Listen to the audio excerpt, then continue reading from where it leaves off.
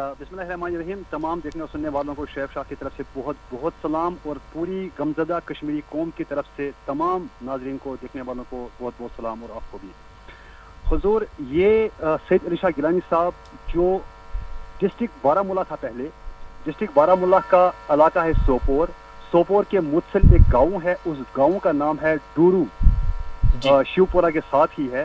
اس چھوٹے سے گاؤں میں 1929 کو ایک بچہ پیدا ہوتا ہے جو بعد ازاں تعلیم حاصل کرتا ہے, اور تعلیم حاصل کرتے کرتے وہ لاہور پہنچ جاتا ہے. لاہور سے وہ واپس چلا جاتا ہے.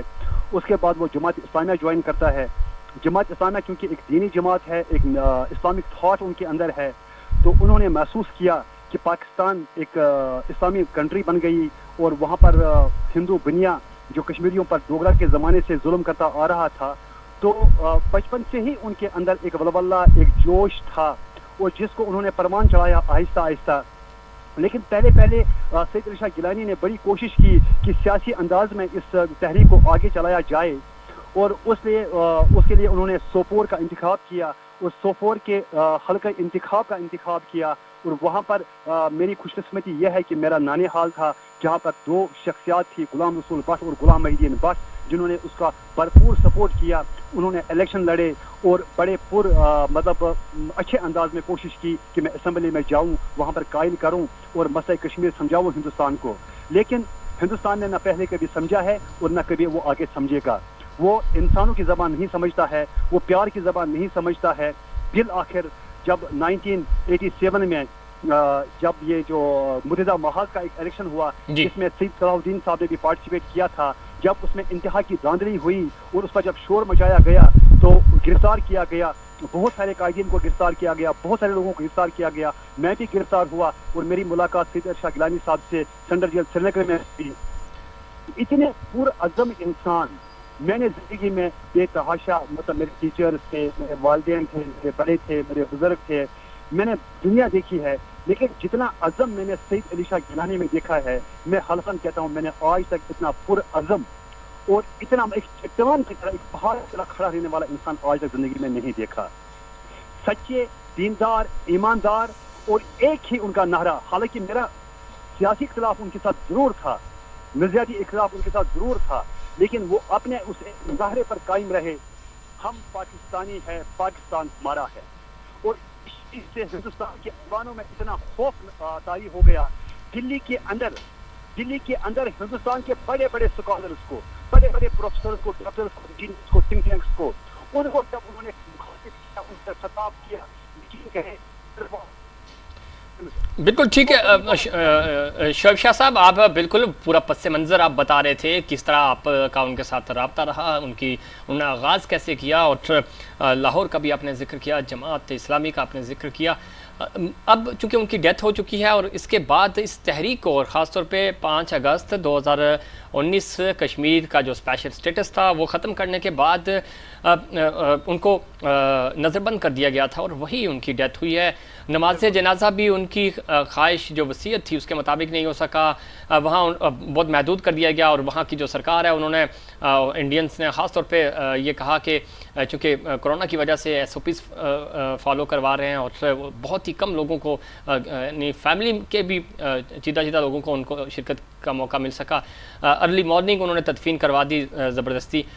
کس طرح دیکھتے ہیں یہ تمام ہتھکنڈے؟ آپ کو لگتا ہے کہ کیا کشمیر کی تحریک کو یا اس چیز کو دبانے میں انڈینز کامیاب ہوں گے, اور اس جذبے کو کم کرنے میں کامیاب ہوں گے؟ چونکہ ہم ان کے جلسے دیکھتے تھے, جب وہ پروٹیسٹ کرتے تھے, باہر نکلتے تھے, لاکھوں کی تعداد میں کشمیری ان کے ساتھ کھڑے ہوتے تھے. وہاں وادی سے اس وقت کیا ری ایکشن آ رہا ہے ان کی ڈیتھ کو لے کر, اور پھر اس کے بعد جو ان کی, چونکہ ہم دیکھ رہے ہیں کہ بھارت ان کی ڈیڈ باڈی سے بھی خوفزدہ تھا.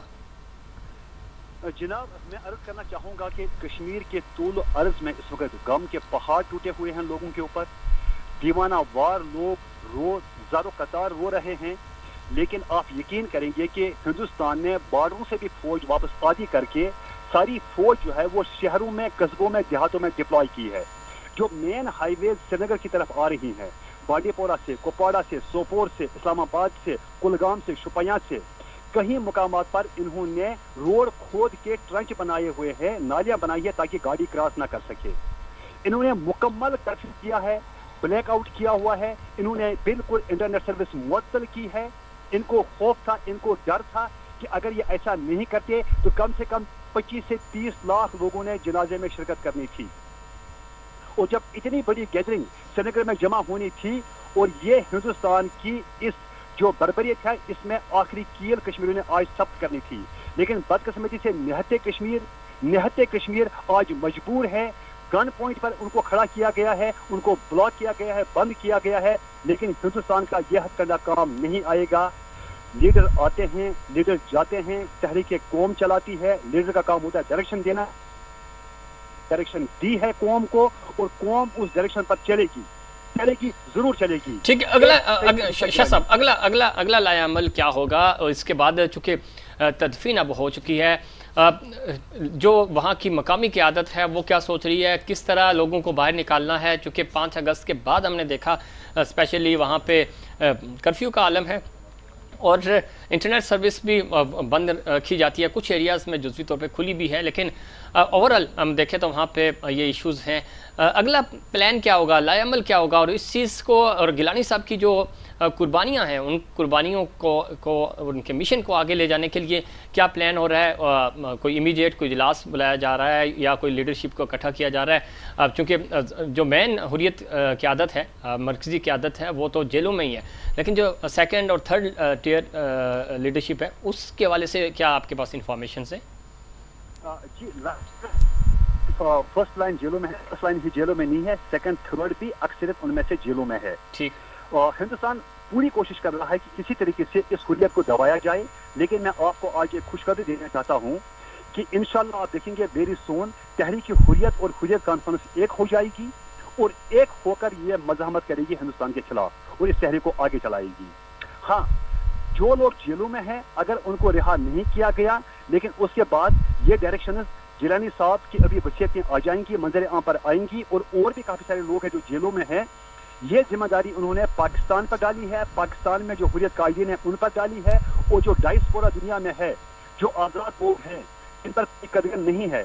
انشاءاللہ وہ اس کو ایک پراپر طریقے سے مینیج کریں گے تحریک کو, لیکن کشمیر کے اندر سے بھی آپ کو بھرپور آوازیں ملیں گی. لیکن بدقسمتی کیونکہ وہاں پر ایک ایسی فوج ہے جو وحشی ترین فوج ہے دنیا کی, ٹھیک ہے, ہم نے کوشش کر لی ہے کہ ہم نے عوام کو بھی بچانا ہے, ہم نے نہتے لوگوں پر گولی بھی نہیں چلوانی ہے, ہم نے معصوموں کو شہید بھی نہیں کروانا ہے, گھروں کو آگ بھی نہیں لگوانی ہے, لیکن تحریک کو بھی نہیں روکنا ہے, تحریک کو آگے لے کے جانا ہے, اور یہ تحریک آگے چلے گی. اس میں انشاءاللہ جو ڈائسپورا ہے, جہاں کشمیری بہت سارے ہمارے کشمیری زعماء کرام, بڑے اعلیٰ پائی کے زعماء کرام, جو بڑا تھنک ٹینک ہے ہمارا, جو باہر اس وقت لندن میں ہے یا یو کے میں, آسٹریلیا میں ہے, امریکہ میں ہے, مختلف ممالک میں ہے, اس کے بعد پاکستان میں ہمارے ہیں, سید صلاح الدین صاحب ہیں ہمارے. انشاءاللہ یہ سارے ابھی ایک ہو رہے ہیں, میٹنگیں جاری ہے, آپس میں رابطے بہت تیز ہو گئے ہیں انشاءاللہ, اور ویری سون انشاءاللہ اس جو تحریک ہے, جو مشن تھا سید علی شاہ گیلانی کا, اس کو آگے لے جانے کا بھرپور ایک ٹھیک ہے. اس مشن کو آگے لے جانے کے لیے روڈ میپ دیا جائے گا اور اس پہ پلاننگ ہو رہی ہے, کوارڈینیشنز ہو رہی ہیں, جس طرح شعیب شاہ بتا رہے ہیں. شعیب شاہ صاحب بتائیے گا, آزاد کشمیر کا جو کنٹریبیوشن ہے وہ, اور اس کو آپ کس طرح دیکھتے ہیں, اور خاص طور پہ اب گیلانی صاحب کی ڈیتھ کے بعد وزیر اعظم آزاد کشمیر سردار قیوم نیازی صاحب نے ان کو خراج تحسین ضرور پیش کیا, مذمت بھی ہوئی, ان کو افسوس بھی ہوا, اس چیز کا اظہار بھی کیا گیا, لیکن یہاں مظفر آباد جو بیس کیمپ ہے, اس بیس کیمپ سے کیا امیدیں ہیں آپ کو, یہاں سے کس طرح اس پالیسی کو, اور آزاد کشمیر میں چونکہ نئی حکومت آئی ہے, یہ کیسے اس پورے مشن کو, آزادی کی تحریک کو آگے لے کے چلے گی, اس سے آپ کتنے سیٹسفائی ہیں؟ اگر میں پچھلے ادوار کی بات کروں گا, پچھلے کوئی 20 سال کی بات کروں گا, تو میں کہوں گا کہ میں مطمئن نہیں تھا آزاد کشمیر کی جو بھی حکومتیں یہاں پر رہی ہے پچھلے 20 سال میں, 25 سال میں, خصوصاً سردار قیوم خان کے بعد. کوئی خاطر کا کام کشمیر کے لیے نہیں ہوا. جس طرح بیس کیمپ کو ایکٹ کرنا چاہیے تھا, اس طرح بیس کیمپ نے ایکٹ نہیں کیا. لیکن ابھی نئی حکومت آ گئی ہے, ابھی چند دن ہو گئے ان کو حلف اٹھائے ہوئے, لیکن ان چند دنوں میں بھی جو بیانات وزیر اعظم آزاد کشمیر کی طرف سے آئے ہیں وہ حوصلہ افزا ہیں, اور جو خصوصاً ایک صدر یہاں پر منتخب کیا گیا سلطان محمود صاحب, انہوں نے ہمیشہ ڈائسپورا کو ایکٹیو رکھنے کی کوشش کی ہے، وہ ہمیشہ بیرونی دوروں پر رہے ہیں اور وہاں پر کشمیر کی بات انہوں نے کی ہے۔ مجھے امید ہے اور کشمیری کو بھی امید ہے کہ انشاءاللہ یہ جو موجودہ حکومت ہے، یہ بیس کیمپ کا جو کردار ہوتا ہے اس کردار کو بخوبی یہ سر انجام دے گا۔ اس کی ایک چھوٹی سی مثال ابھی حال ہی میں اگر آپ نے دیکھا ہوگا کہ پوچھ میں گیا ہو رہی تھی، جو کشمیر لبریشن سیل ہے اس کا جو ڈائریکٹر جنرل لایا گیا ہے، الحمدللہ بہت ایماندار اور بہت دیانتدار اور بہت پکا اور کشمیریت اور کشمیر کے لیے کام کرنے والا ارشاد محمود صاحب کو اپوائنٹ کیا گیا۔ یہ ایک مثال میں دے رہا ہوں، مجھے لگتا ہے کہ ان کی نیت ٹھیک ہے اور یہ ٹھیک نیت کے ساتھ انشاءاللہ آگے لے جائیں گے اور بیس ٹیم کا اور جو کردار ہوتا ہے اس کردار کو یہ بخوبی سر انجام دیں گے انشاءاللہ۔ بالکل ارشاد صاحب صحیح کہہ رہے ہیں آپ۔ ارشاد صاحب کے حوالے سے جو آپ نے بات کی، اور ہم ان کو جانتے بھی ہیں، وہ لکھتے بھی ہیں، ٹی وی پروگرامس میں بھی آتے ہیں، پاکستان کے چینلز پہ بھی اور انڈین چینلز پہ بھی بڑی اچھی نمائندگی کرتے ہیں وہ، اور اچھی کوشش ہے۔ اور اس طرح کے پڑھے لکھے اچھے اور بے باک نوجوانوں کو اگر موقع ملے گا تو یقین کریں کہ جو کشمیر ڈیسک ہے اور اس کا وہ فعال بھی ہوگا، اور اس کے اندر صحیح معنوں میں اس سے پہلے ہم نے دیکھا کہ اس کا جو کردار تھا وہ ایک نوکریوں کی حد تک تو ضرور رہا، لیکن اس کا وہ ان پٹ نہیں آ سکا جو آنا چاہیے تھا۔ جو اس کے مقاصد ہیں، جن مقصد کے لیے وہ بنایا گیا، مقاصد کے لیے بنایا گیا، ان کو وہ فلفل نہیں کر رہا تھا۔ اب چونکہ ارشاد صاحب خود بڑے اچھے ہیں، ٹیلنٹڈ ہیں، دیکھنا یہ ہے کہ وہ اس کو کس طرح لے کے چلتے ہیں۔ آخری کمنٹ لینا چاہوں گا آپ سے شعیب شاہ صاحب، کس طرح دیکھتے ہیں اس پوری سچویشن کو؟ اور اب چونکہ گیلانی صاحب کی ڈیتھ ہو گئی ہے، آپ کو لگتا ہے کہ اب تحریک میں ایک نئی جان آئے گی، لوگوں میں جذبہ جاگے گا؟ آج ہم نے دیکھا کہ تمام پاکستانی ٹی وی چینلز بھی اور وہ جو ان کے نعرے تھے، ان کی تقریریں تھیں، ان چیزوں کو آن ایئر کیا، انہوں نے دکھایا، تو بہت سارے لوگ ایک موٹیویٹ ہوئے ان چیزوں سے۔ آپ کو لگتا ہے کہ ایک تحریک کو نیا جنم مل سکتا ہے اس عمل سے؟ یقیناً انشاءاللہ مجھے پوری امید ہے۔ جس طرح اگر آپ پچھلی ہسٹری اٹھا کر دیکھیں، شہید اعظم بخش رحمۃ اللہ علیہ کا اگر آپ دیکھیں، جب تک وہ جیل میں تھے، جب تک وہ زندہ تھے، تب تک ان کی کوئی ہاؤ ناؤ، ان کی پذیرائی پورے کشمیر میں کہیں پر بھی نہیں تھی۔ لیکن جس وقت ان کو تختہ دار پر لٹکایا گیا، اس کے بعد ان کو تہاڑ جیل کے اندر دفن کیا گیا، اس کے بعد وہ جو شہید ہو کر جس طرح وہ ابھرے ہیں، جس طرح ایک کشمیر میں ایک سینٹیمنٹ ابھرا ہے، بالکل اسی طرح اب ہوگا۔ گیلانی صاحب اسیر تھے، بیمار تھے، 12 سال سے وہ نظر بند تھے۔ میں تو کہتا ہوں یہ شہادت کا درجہ انہوں نے پایا ہے، یہ ان کی شہادت رائیگان نہیں جائے گی۔ آپ دیکھیں گے انشاءاللہ الرحمن الرحیم کہ ایک نیا ولولہ، ایک نئے جوش کے ساتھ کشمیری اٹھیں گے اور انشاءاللہ اس تحریک کو آگے لے کر جائیں گے۔ تحریک نہیں دبے گی، یہ ہندوستان کی بھول ہے، ہندوستان کا خام خیال ہے۔ ہندوستان بھول جائے اس چیز کو کہ وہ کسی بھی طور اس تحریک کو دبانے میں کامیاب ہوگا۔ قطعاً نہیں، آزادی کے علاوہ کوئی اور نہرا نہیں ہے، چاہے وہ سونے کے بنگلے بنائیں، آزادی کے علاوہ اور کوئی نہرا نہیں ہے۔ ٹھیک ہے، بہت شکریہ شعیب شاہ صاحب۔ آزادی کے علاوہ کوئی دوسرا نعرہ نہیں ہو سکتا، اور